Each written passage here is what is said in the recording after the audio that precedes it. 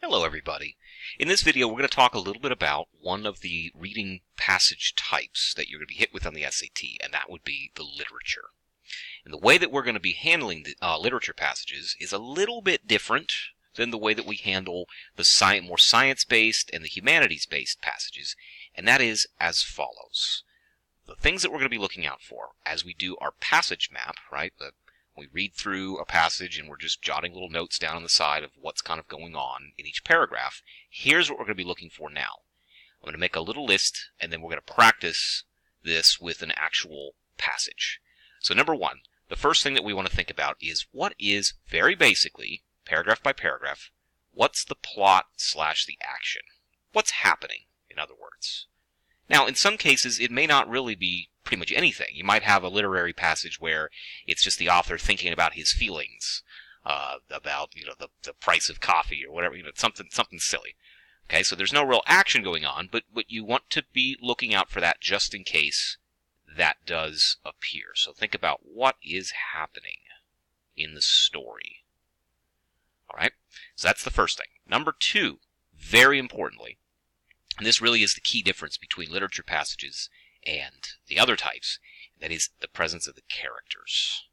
Who or what is in this story?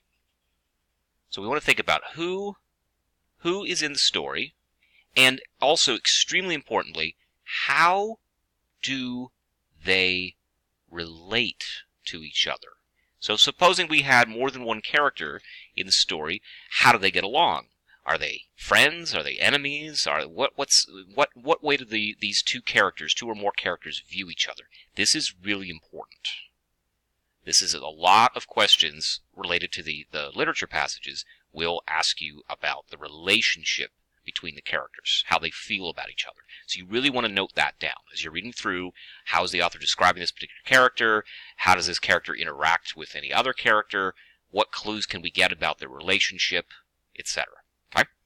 The third thing that we want to look out for is we want to look out for, lack of a better word, I guess we could just say keywords. This is a little bit vague. Let me explain what I mean by this. These are going to be words that indicate author's attitude. And specifically, if I can spell it right, the author's attitude towards the characters in the story.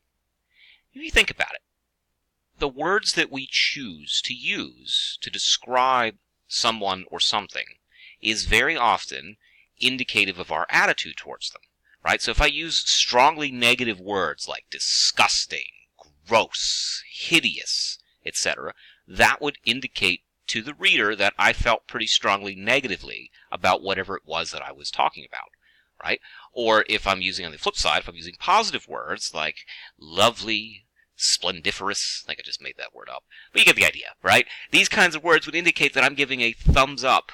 I have a positive feeling about whatever it is that I'm describing. And that's really with the SAT. You just want to keep it as simple as that. You're looking for words that would indicate the author giving a thumbs up or a thumbs down towards whatever the character or the situation is. This is important, especially important with literature, because I'm sure as many of your teachers will tell you, good writers show, don't tell. So I'm not going to usually out and out tell you, oh, this is a horrible person. I'm instead going to use types of words that, when descriptions that would indicate to you as you're reading it, that, oh yeah, this guy doesn't seem to be that great. I don't approve of him.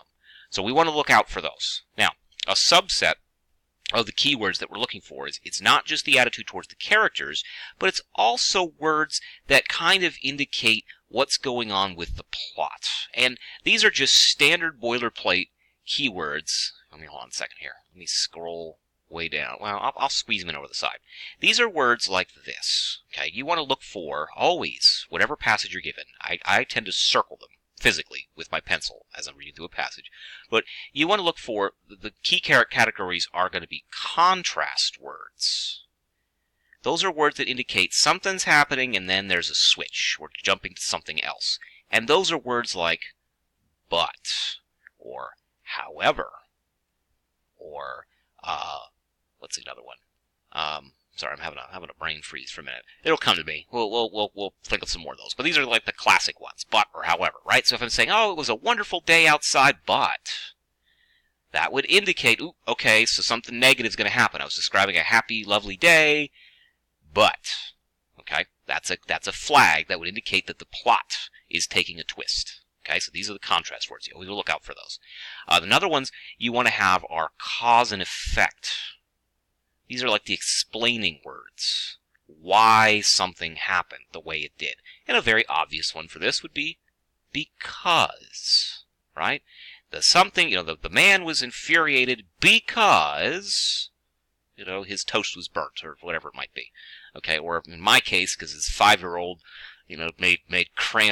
melted a crayon in a puddle of water and then made handprints all over the walls. That would be... Now it's getting kind of specific. Anyway, never have kids. Never have kids. That's my word of advice for everybody here. Don't. All right, but anyway, cause and effect. So that would be words like because or since. Those are two that come to mind, right? Since this happened, therefore. Oh, there's another one. Therefore, right? Because of this, therefore something else happened, right? Cause effect. It's making this chain of why certain things are happening. Right? Contrast, cause, and effect are really the big ones.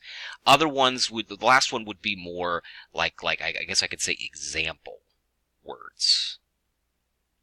Those are providing some kind of example. If I make some sort of claim, I say, this is blah, blah, blah, and then I could do something like, well, for example, right? If I have that phrase, I know that whatever follows after the for example is just another illustration or another type, the same sort of thing as what went in front of it.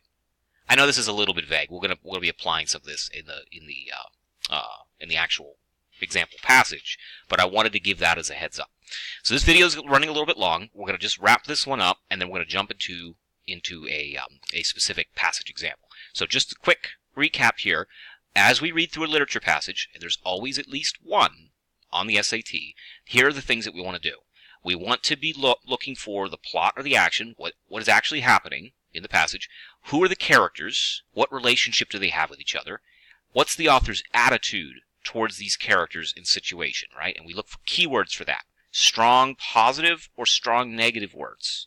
And then we're also looking for, to help us out with kind of the plot and the action, whatever's going on, is we're thinking about these contrast, cause and effect, or example words. Words like but, or, well, because, or, for example, etc. This one probably is not as often found in literature passages, the example words, but certainly the contrast and the cause and effect will be in there. Okay, so we're going to pause here. Hopefully that made sense to everybody. We'll pause, and we will then, in the next video, look at a specific passage and apply these principles.